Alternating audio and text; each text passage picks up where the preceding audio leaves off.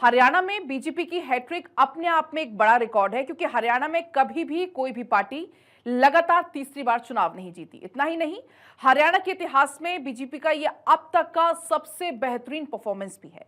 BJP इससे पहले कभी भी 50 के आंकड़े को तक नहीं छू सकी। इस रिपोर्ट में आप देखिए।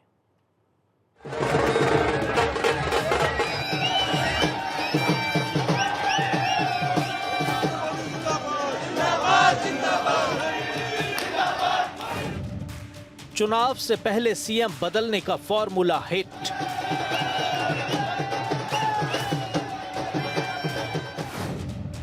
अब की बार हरियाणा में सैनी ही सिकंदर।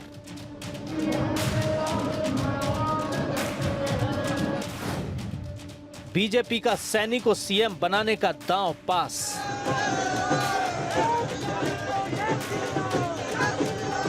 हरियाणा में बीजेपी की हैट्रिक की एक वजह मुख्यमंत्री बदलने का फॉर्मूला भी माना जा रहा है।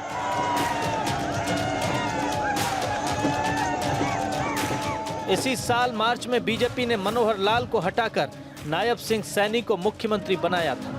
मनोहर लाल जहां पंजाबी थे, वहीं नायब सैनी ओबीसी समुदाय से आते हैं।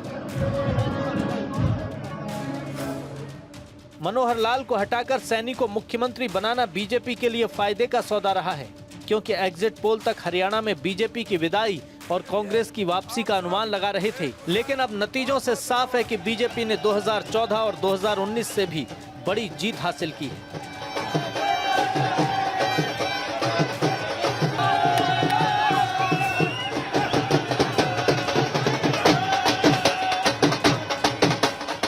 मैं हरियाणा प्रदेश को, पूरी जनता को मैं ये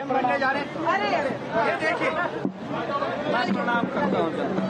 मुझे विश्वास था और मैं लोगों के बीच में जो उनका आशीर्वाद, जो प्यार, गरीब का, किसान का, महिलाओं का आशीर्वाद जो मुझे मिल रहा है, युवाओं का आशीर्वाद मिल रहा था, मैं उस हौसले के ऊपर मैं कह रहा था कि भारतीय जनता पार्टी तीसरी बार बड़े मैंडेट के साथ सरकार बना रही है। जब मोदी जी का आशीर्वाद सिर पर हो, अमित शाह जी का आशीर्वाद सिर पर हो और हमारे जगत प्रकाश नड्डा जी का आशीर्वाद सिर पर हो और जब ठाकुर राजनाथ सिंह जी का आशीर्वाद सिर पर हो, मनोहर लाल जी का आशीर्वाद सिर पर हो, तो फिर दिक्कत नहीं आती। हरियाणा की सियासत में जाट काफी अहम फैक्टर माने जाते हैं।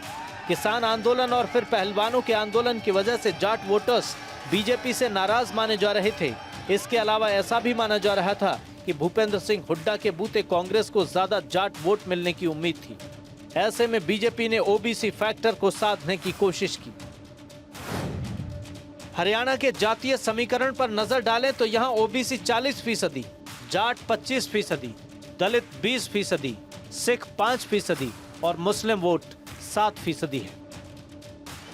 हाल ही में हुए लोकसभा चुनाव में भी बीजेपी को जाटों की नाराजगी का नुकसान उठाना पड़ा। कांग्रेस ने यहां की 10 में से 5 सीटों पर जीत हासिल की। इनमें से 2 अंबाला और सिरसा एससी सीट थीं। बाकी 3 सोनीपत, रोहतक और हिसार जाट बहुल सीटें थीं। वहीं बीजेपी ने करनाल, फरीदाबाद, गुड़गांव, भिवानी, महेंद्रगढ़ और कुरुक्षेत्र में जीत हासिल की। इन सभी 5 सीटों पर ओबीसी और ऊंची जातियों का दबदबा है। मार्च में जब बीजेपी ने मनोहर लाल को हटाकर नायब सिंह सैनी को मुख्यमंत्री बनाया, तब से इसे चुनावी दांव ही माना गया था, क्योंकि बीजेपी कई राज्यों में चुनावों से पहले मुख्यमंत्री बदल चुकी थी। इस चुनाव में बीजेपी ने सैनी के चेहरे पर ही चुनाव लड़ने का फैसला लिया। माना जा रहा है कि सैनी की वजह से बीजेपी ने न सिर्फ एंटी इनकम्बेंसी को कम किया, बल्कि ओबीसी वोटर्स को भी साधा।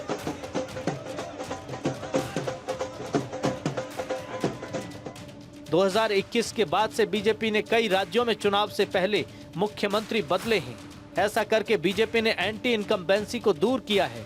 हरियाणा 5वां राज्य था जहां बीजेपी ने चुनाव से पहले मुख्यमंत्री का चेहरा बदला और उसे इसका फायदा मिलता दिख रहा है।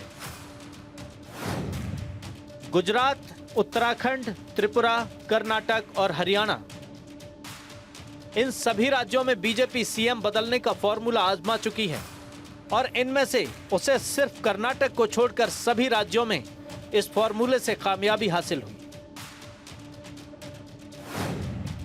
कहां-कहां बीजेपी का फॉर्मूला हिट साबित हुआ, इस पर नजर डालें। गुजरात की बात करें तो विधानसभा चुनाव से पहले 2 बार सीएम बदला गया। दोनों बार राज्य में बीजेपी को फायदा मिला। 2017 में आनंदीबेन को हटाकर विजय रूपाणी सीएम बने। 2017 में बीजेपी 182 में से 99 सीटें जीत कर आई। 2022 के चुनाव से पहले गुजरात में फिर सीएम बदला गया। विजय रूपाणी को हटाकर भूपेंद्र पटेल को सीएम बनाया गया। 2022 में जब चुनाव हुए तो बीजेपी ने 156 सीटें जीती। अब यही हाल उत्तराखंड के चुनाव में भी देखने को मिला। साल 2022 में उत्तराखंड में चुनाव से एक साल पहले सीएम बदले गए। 2022 में बीजेपी ने त्रिवेंद्र सिंह रावत को हटाकर तीरथ सिंह को सीएम बनाया। तीरथ सिंह रावत 4 महीने भी इस पद पर नहीं रहे। उन्हें हटाकर पुष्कर सिंह धामी को मुख्यमंत्री बनाया गया। 2022 के चुनाव में 70 में से 47 सीटों पर बीजेपी ने जीत हासिल की। उत्तराखंड के बाद बीजेपी के सीएम बदलने का सिलसिला साल 2023 में त्रिपुरा विधानसभा में दिखा। यहां भी बीजेपी सत्ता बचाने में कामयाब रही। मार्च 2023 में त्रिपुरा में विधानसभा चुनाव हुए। कुछ महीने पहले बीजेपी ने बिप्लब कुमार देब को हटाया। बिप्लब की जगह माणिक साहा को मुख्यमंत्री बनाया। 2023 में हुए चुनाव में बीजेपी ने 60 में से 32 सीटें जीत ली। चुनाव से पहले मुख्यमंत्री बदलने का दांव कर्नाटक में पास नहीं हुआ। कई नेताओं के विरोध के बावजूद जुलाई 2021 में बीजेपी ने बीएस येदियुरप्पा को हटाकर बसवराज बोम्मई को मुख्यमंत्री बनाया। इस बदलाव का फायदा बीजेपी को नहीं मिला और पार्टी 2023 के चुनाव में हार गई। लेकिन इस बार हरियाणा में बीजेपी ने सरकार बनाने की हैट्रिक तो लगाई ही है। तीसरी बार पूर्ण बहुमत के साथ वापसी की है। हरियाणा के चुनावी इतिहास में आज तक किसी भी राजनीतिक पार्टी को लगातार तीसरी बार सत्ता में रहने का मौका नहीं मिला, लेकिन बीजेपी ने यह करिश्मा करके दिखाया है। अब बीजेपी ये रिकॉर्ड बना चुकी है।